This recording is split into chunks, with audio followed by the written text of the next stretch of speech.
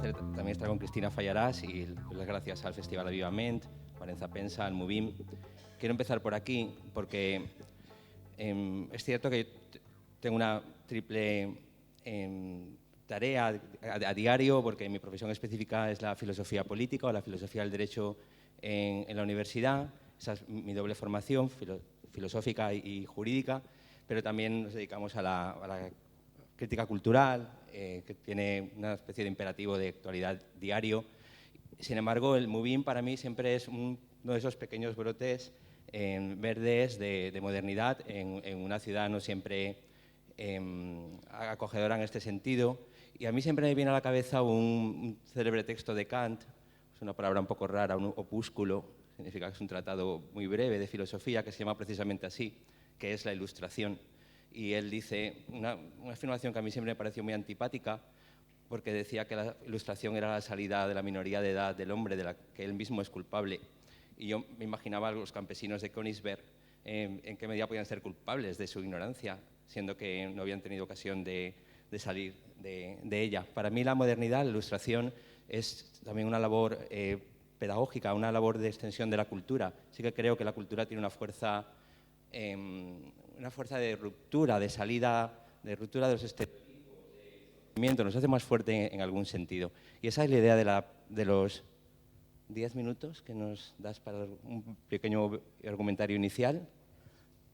Vale, era más o menos lo que habíamos hecho, y lo que yo había preparado aquí es, ante el sinnúmero de preguntas que se nos vienen a la cabeza o que María Tomás ha planteado acertadamente, por responder a las primeras de ellas, antes de pasar a mi brevísima exposición.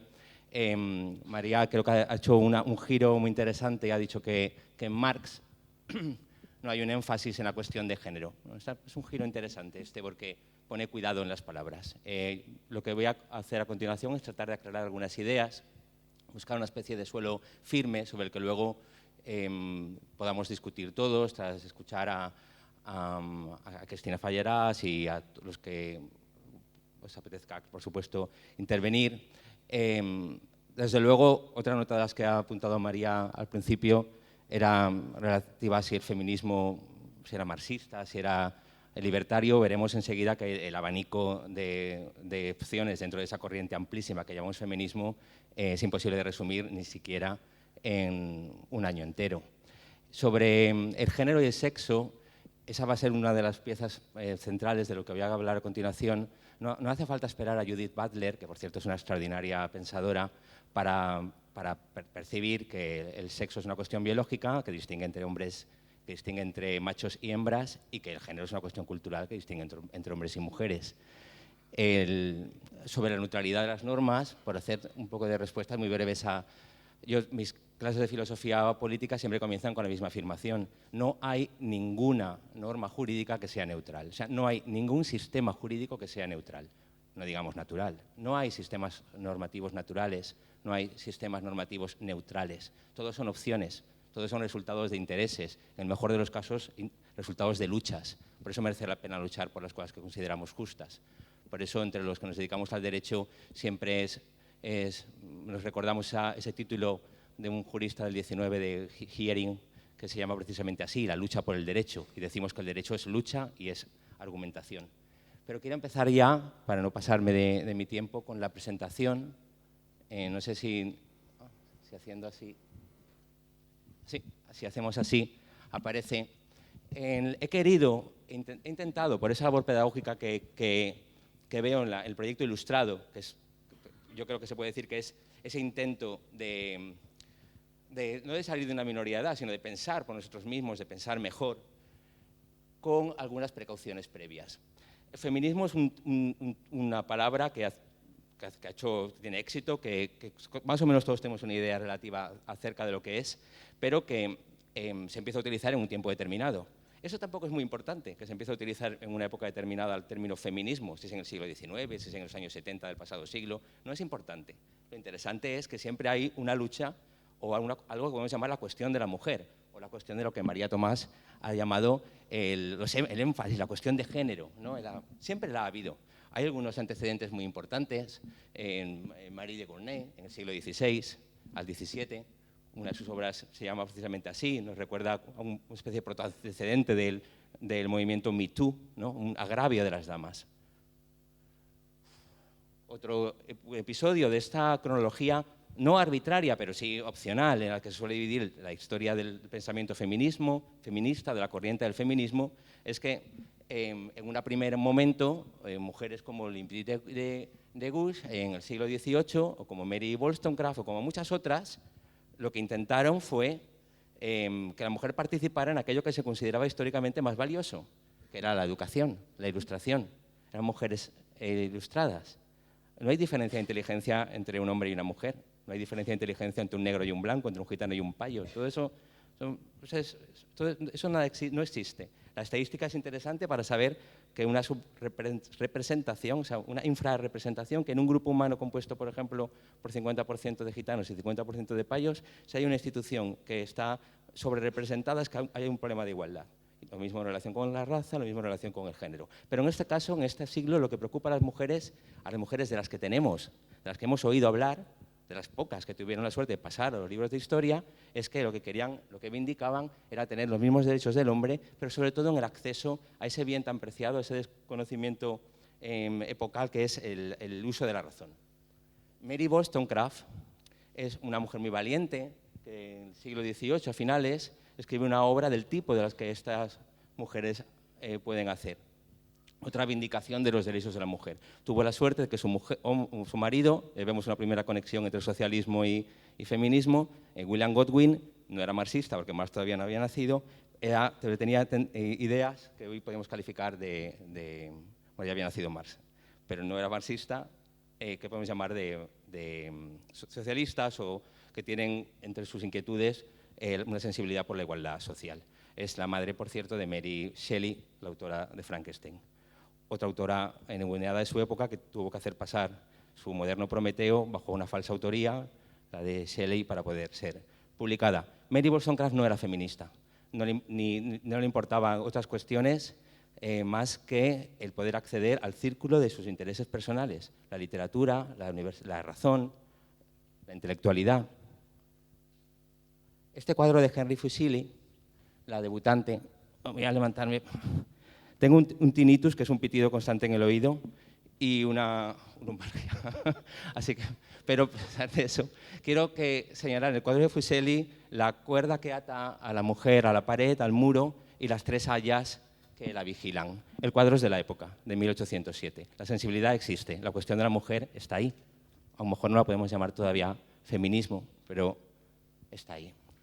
Pauline de la Barre no es una mujer, es un hombre, François, escribe en París, a finales del 17, otro texto que yo creo, paradójicamente, que sí que es el primer texto feminista, aunque venga de un hombre, porque es un cartesiano, es un filósofo que ve que no hay ninguna razón que de todas las premisas del nacimiento de la filosofía, de esa filosofía que coloca al sujeto en el centro de sus preocupaciones, no hay nada que impida que la mujer participe en pie de igualdad.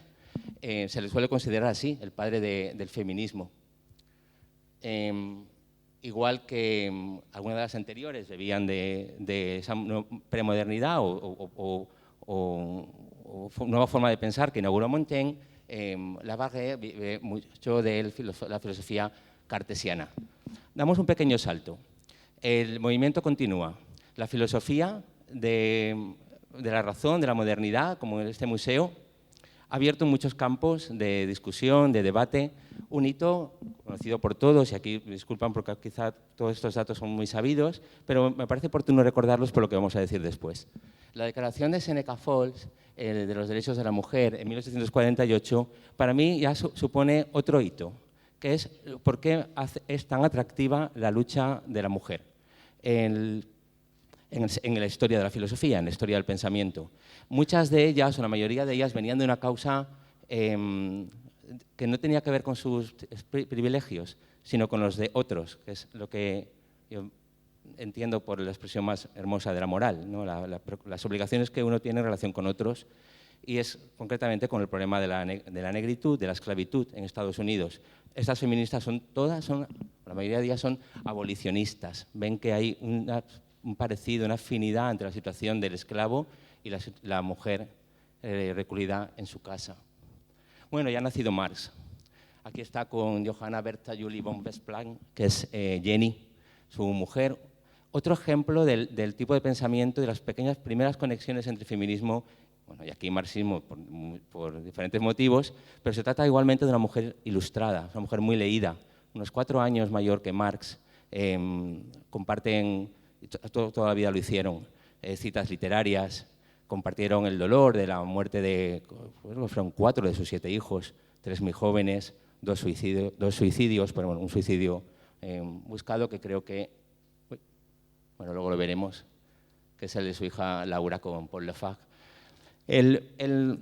¿Qué es el marxismo y qué primera relación guarda con el feminismo? Yo creo que la idea clave es partir de que Marx integra la lucha de la mujer en su búsqueda o su guerra contra todas las formas de opresión. O sea, no es una lucha que le sea ajena, pero Marx no es un socialista utópico, no es un socialista que viva de las ideas. Es más, tuvo muchísimos enfrentamientos con los filósofos de su época, algunos muy claros, otros más solapados, como los que mantuvo con Proudhon. Pero Marx era, Cristina Figueras es escritora, pero también es periodista, y María Tomás es periodista. Bueno, pues decir que era un fabuloso periodista.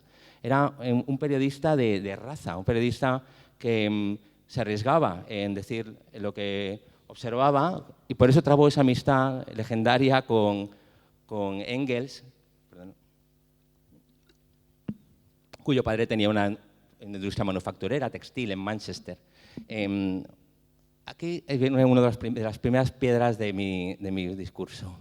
Engels, bebiendo de un antropólogo, Lewis Morgan, se empieza a preguntar cuáles son las causas de esta discriminación o cuestión de la mujer, o patriarcado, o androcentrismo, que impregna nuestra humanidad, o sea, lo que somos, Homo sapiens.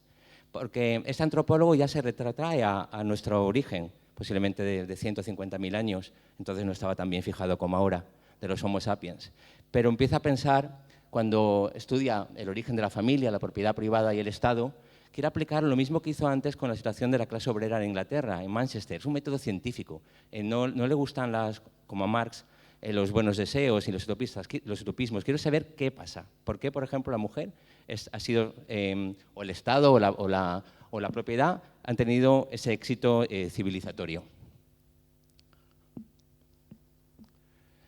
Otra conexión, bueno, igual que el feminismo es un conjunto de teorías, una corriente, un pensamiento que se puede entender si miramos hacia atrás y si miramos hacia adelante, el marxismo propiamente no podemos hablar de él antes de la propagación de las ideas de Marx, pero sí que ha habido luchas de clases, ha habido problemas sociales, ha habido reivindicaciones relacionadas con las condiciones de vida, etc. Hay que tener mucho cuidado con esto porque, por ejemplo, una mujer como Rosa Luxemburgo, valiente, mártir, murió por una paliza, primero con la culata de una escopeta, ¿no? Luego creo que la remataron de un disparo. En ese intento de debatir sobre el reformismo, sobre la revolución, fundadora del Partido Comunista en Alemania, una marxista del Partido Espartaquista. Primera precaución, nuestra historia reciente lo es tanto, o sea, es tan poco el tiempo que ha pasado desde que se han producido todas esas transformaciones que todavía no podemos entenderlas del todo bien. Pero una cosa es cierta, Espartaco no quiso liberar a los esclavos porque quisiera terminar con la esclavitud. Era imposible que un esclavo romano se pensara en términos de acabar con la esclavitud, como quiere Dalton Trumbo, el guionista de Espartaco, o la película de Stanley Kubrick. Imágenes muy bellas, que hoy nos lo parecen, pero son impensables en el año 73 antes de nuestra era, que es con la tercera revolución esclavista que protagoniza Espartaco. Ahí no se quiere acabar con la esclavitud, igual que Mary Wollstonecraft no quiere acabar con el patriarcado. Eso no son problemas de su época. La historia que estamos contando avanza muy lentamente y tiene movimientos hacia adelante y hacia detrás. Pero hay problemas que nos llegan hasta hoy. A favor de Marx, hemos dejado caer alguna cosa. Otra es que a mí siempre me he sentido muy incómodo con la visión de Marx como un detractor furioso de la religión. Por eso he titulado esta pequeña imagen Opio, Dios y Hombre, de Feuerbach a Harari. Con Harari es el autor de Jerusalén, de bestsellers, que ahora son conocidos, leídos y bien interesantes. Los tres, Homo Deus, Homo Sapiens y Problemas del siglo XXI. Cuando Marx dice que la religión es el opio del pueblo, no se refiere al opio como una sustancia eufórica, lúdica, como la marihuana o como la cocaína, lo ve más como un analgésico. O sea, como dice, la religión es el opio del pueblo, es su salida, es su analgésico, es lo que le puede quitar el dolor. ¿Por qué he puesto aquí a Harari? Voy a averiguarlo dentro de 2 o 3 diapositivas, creo que vamos a mitad de tiempo. ¿Por qué Feuerbach, que es el que tenemos más antiguo de los dos, él sí que tiene tratados directamente relacionados con la situación de la mujer, la religión, y él sí que es un autor combativo de algo que algunos de los antropólogos como Marvin Harris, como Gareth Diamond, como el propio Harari, a veces pasan por alto, que es el papel que las religiones tienen en la sujeción de la mujer. Un tema interesante que aquí empieza a ser abordado.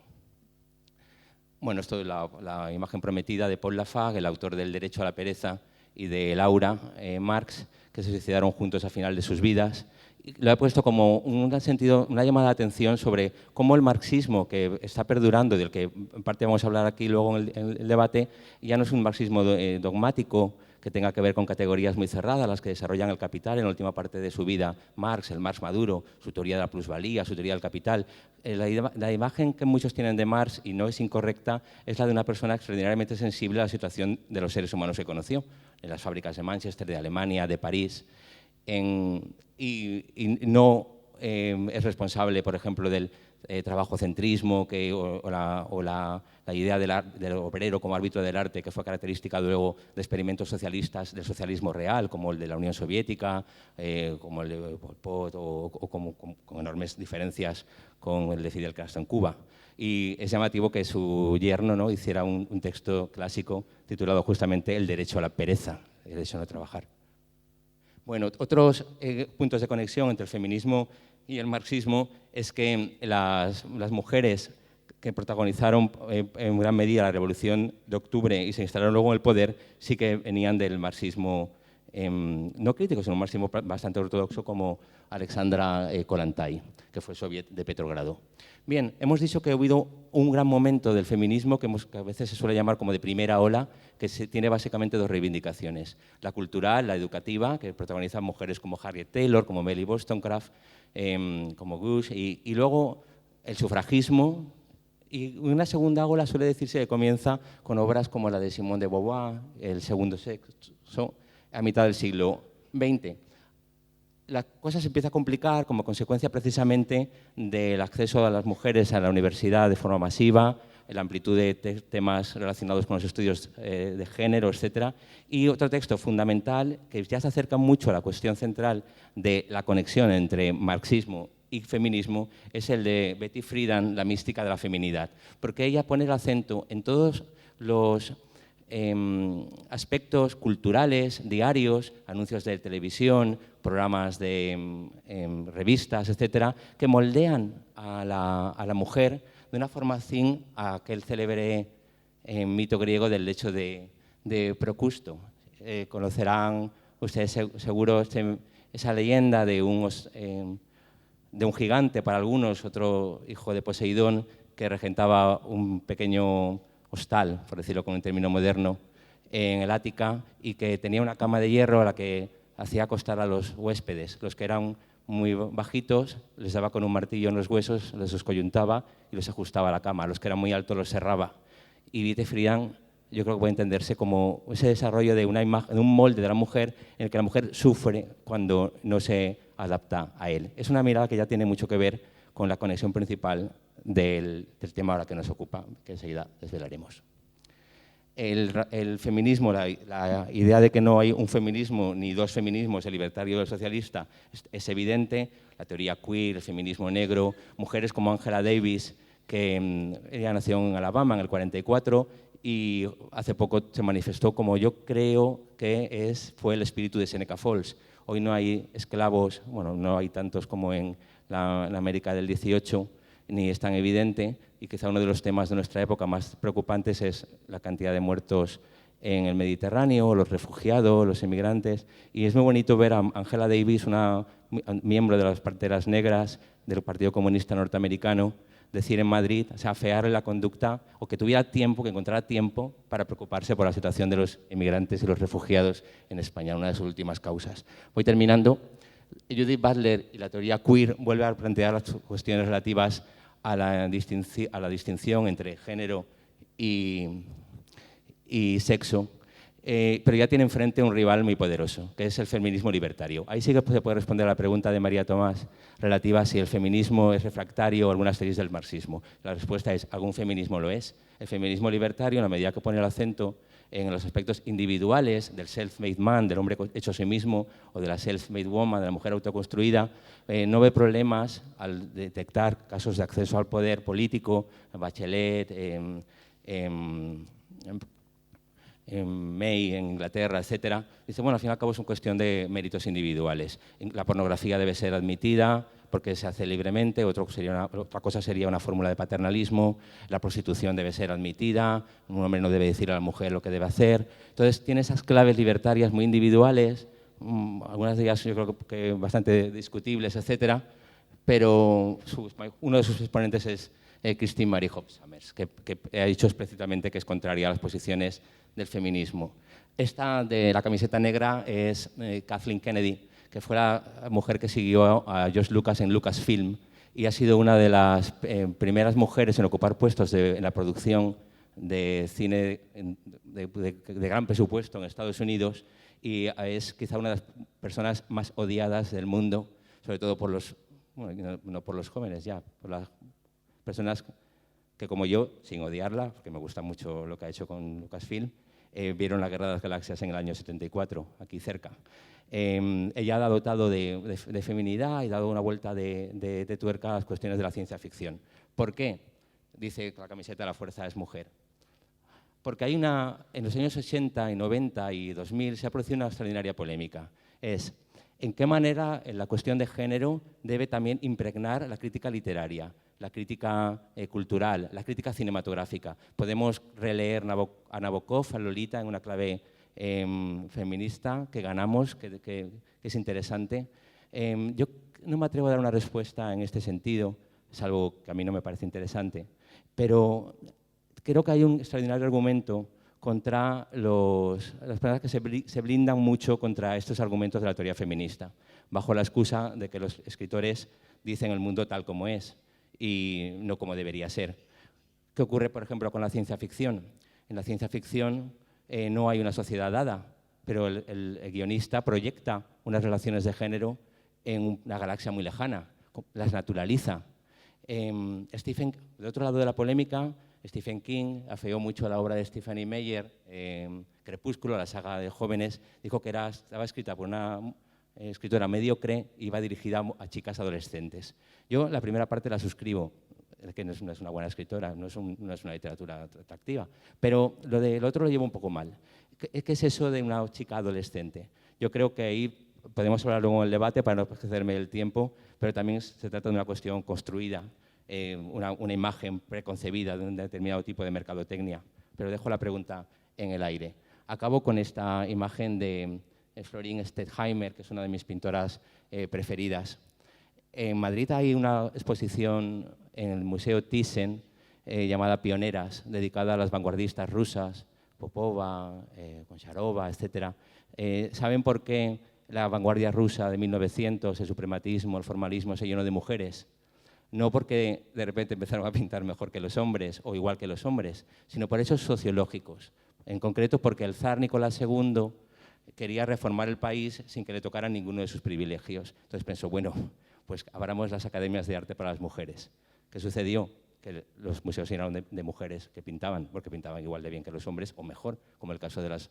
Hay cuestiones que son muy sencillas de explicar, de entender, que no tienen tanto que ver con la maldad o con la bondad, sino con hechos reales, con hechos tangibles de los que da cuenta la sociología. Por ejemplo, hay una parte, para acabar con el derecho, que no es tan fácil. El derecho puede transformar las cosas de un día para otro. Se puede aprobar una ley de matrimonio homosexual, se puede regular el libre desarrollo del embarazo, etcétera, por parte de la mujer, pero las mentalidades no cambian. Por eso Stettheimer acaba con este cuadro, al que, por cierto, Warhol admiraba mucho, y es uno de los tics que yo tengo en la crítica cultural. Una cosa que siempre me ha molestado mucho y es cuando viene una cantante o un pintor o una pintora o una directora y dicen, uy, mira, esta Sharon Van Etten se parece a Cyndi Lauper o a Chrissie Hynde. Y dicen, uy, ¿por qué no se parece a Nick Cave? O sea, ¿por qué metemos las mujeres en un paquete, los hombres en otro, con los pintores iguales? Algunos tics permanecen, por eso acabo con este cuadro. Stettheimer, a pesar de pintar como Los Ángeles, ella en este cuadro se ve a sí misma en algo que refleja aquello que no se cambia de la noche a la mañana, y es el conjunto de prejuicios, de ideas preconcebidas sobre la mujer. En esta imagen, el estudio party de Stettheimer, que vea bien, creo que si se observa, este es el cuadro, el primer desnudo pintado por una mujer, o sea, la primera pintura que pinta su propio desnudo es Stettheimer, y sin embargo nadie está mirando el cuadro, todos están de espaldas a él. Bueno, muchas gracias.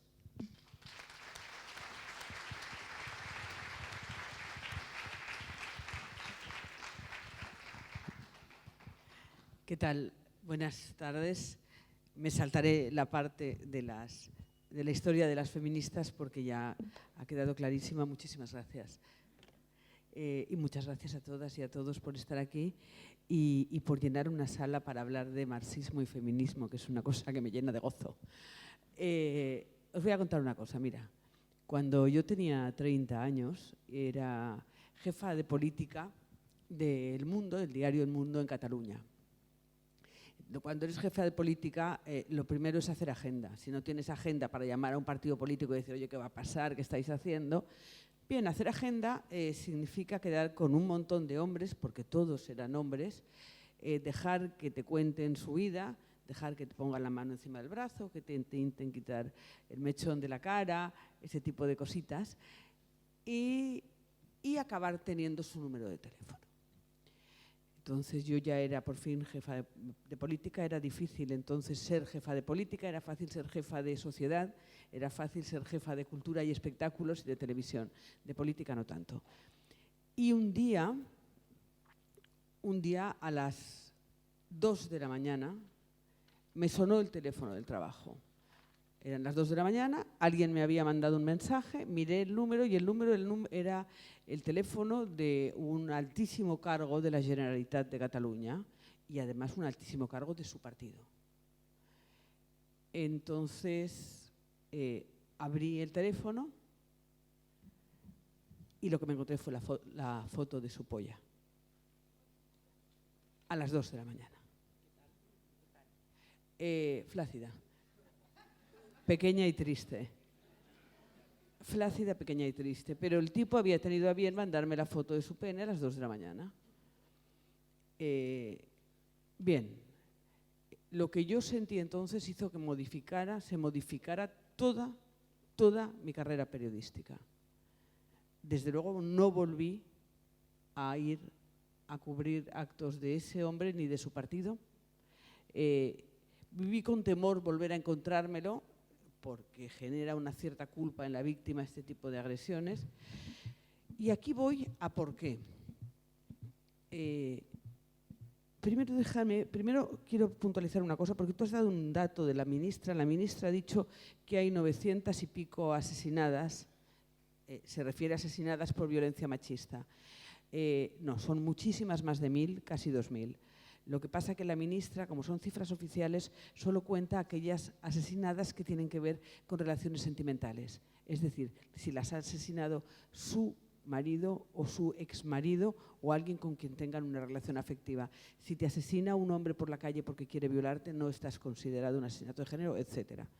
Bien, no es lo mismo decir, hola, me llamo Cristina Fallarás y estoy en contra de la violencia machista. Eso podría decirlo hasta la reina Leticia si la pellizcamos un poco.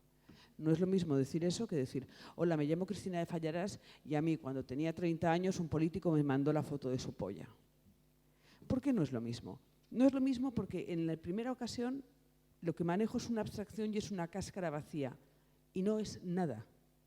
Yo me imagino a la reina de Inglaterra haciendo ese gesto que se celebraría mundialmente, diciendo, estoy en contra de la violencia machista. Nos ha jodido Mayo. Raro sería que dijera, no estoy en contra de la violencia machista. Y sin embargo eso no genera absolutamente nada porque no modifica. Si yo digo, me llamo Cristina Fallarás y a mí me ha pasado. Me llamo Cristina Fallarás y cuando tenía 8 años, un gasolinero que ponía gasolina mientras mis padres se fueron a comprar lo que fuera, sacó la polla y me la pegó aquí en el cristal de la ventanilla de atrás donde yo estaba durmiendo, pequeña como era. Bien, eso hace que todas las mujeres que, su jefe les ha hecho algún tipo de insinuación o les ha mandado una foto de una polla. 2, que en su trabajo han sentido una agresión sexual. 3, que han modificado sus formas de producir o de trabajar o de ganar dinero por culpa de agresiones sexuales. 4, que a los 8 o 9 o 7 años, es decir, que en la edad de la infancia han tenido agresiones sexuales. Bien, todas esas personas, con esas mujeres, yo creo mecanismos de identificación. La abstracción no crea mecanismos de identificación y en esto es importante el nexo con el marxismo, que luego hablaremos largamente. Los mecanismos de identificación son imprescindibles para la lucha común y forman conciencia de clase. Esa es la base. Es decir, no es la primera vez que nos tocan una teta, ¿verdad? No, así de pasada. No es la primera vez en la historia de la humanidad que violan a una mujer.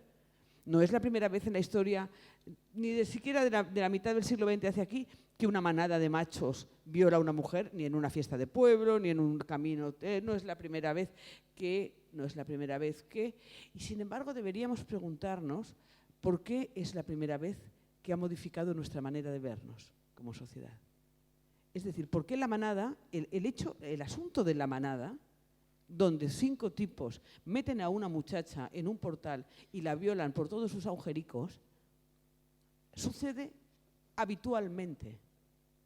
No es cierto que sea una construcción pornográfica como se vendió. Probablemente ellos tienen su pequeña construcción. Que un director de cine le obligue a una felación a una actriz no es algo que suceda nuevo. Ha sucedido siempre. Que te tengas que aguantar que tu jefe se masturbe para subir de cargo no es una cosa rara, ha sucedido siempre. Y en todos los periódicos y radios y televisiones en las que yo he trabajado, que son muchas, las agresiones sexuales son constantes y son diarias, absolutamente constantes y diarias, siempre. ¿Qué ha cambiado, pues? ¿Por qué estamos hablando en este momento? ¿Por qué nos hemos sentado ahora a hablar de feminismo? Hace 10 años... Si nos llegan a decir, vamos a hablar de feminismo, o en otro caso, vamos a hablar de violencia machista o de lo que sea, habría resultado marciano. Y sin embargo, de repente, algo ha cambiado a lo bestia. Es la comunicación lo que ha cambiado. Y yo os voy a hablar desde el punto de vista de la comunicación porque soy experta en comunicación. Nunca se había hablado en un periódico ni en una emisora de radio de una violación hasta hace 6 o 7 días, a no ser que la violada fuera una gran actriz o nunca en nuestra historia. ¿Qué pasa? Que todos los medios de comunicación son machos. Ya no es que sean patriarcado, es que son machos en sí mismos. No hay ningún consejo de administración de medios de comunicación y la comunicación es sustancial en esto. Es esencial entender que la comunicación nos modifica y nos transforma. Es decir, todos ellos son machos. Y no solo eso, sino que en el caso de España están formados, su patrimonio, sus inversores son grandes empresas o norteamericanas o del IBEX, cuya fondo de capital procede del franquismo, y por otro lado el Opus Dei y la Iglesia. Todos los medios de comunicación de este país, absolutamente todos, y todos los medios de comunicación que conocemos de fuera de este país, no han permitido y por lo tanto han prohibido absolutamente hablar de la violencia contra las mujeres de forma testimonial. Hablar de forma testimonial quiere decir que puedas redactar un testimonio que cree mecanismos de identificación y que por lo tanto cree un grupo suficiente de personas que tomen una decisión y actúen y que cunda. ¿Sí? Son mecanismos de transformación básicos. Eso no ha sucedido, no había sucedido hasta ahora en ninguno y además estaba prácticamente prohibido. Estaba permitido decir violencia de género, que es como decir transición o como decir prima de riesgo, o sea, basura. Tenemos ciertos conceptos que nos han venido muy bien, vaciados de todo testimonio, es decir, cuando hablamos de transición podemos decir, no sé, Suárez, Rey y golpe de Estado, pero no tenemos los testimonios de todas las víctimas de torturas ni de todos los asesinados y las asesinadas que constó la transición. Y tampoco tenemos los testimonios de todos y todas aquellas que entonces intentaron recuperar las tierras y las propiedades robadas por el franquismo. Y tampoco tenemos los testimonios, por lo tanto no tenemos mecanismos de identificación para enfrentar al poder con un relato propio común de lo que es la transición, en un caso, en otro, cuando yo me acuerdo, la primera vez que leí en La Vanguardia, en 2008 exactamente, la palabra prima de riesgo en una portada. Todo periodista sabe que no se puede usar un término que no conoce la gente en un titular, cuanto menos en un titular de portada. Es decir, no puedes decir consuetudinario, por ejemplo, en un titular. Pero claro, cuando yo me vi en la portada de La Vanguardia, en un titular, sube la prima de riesgo.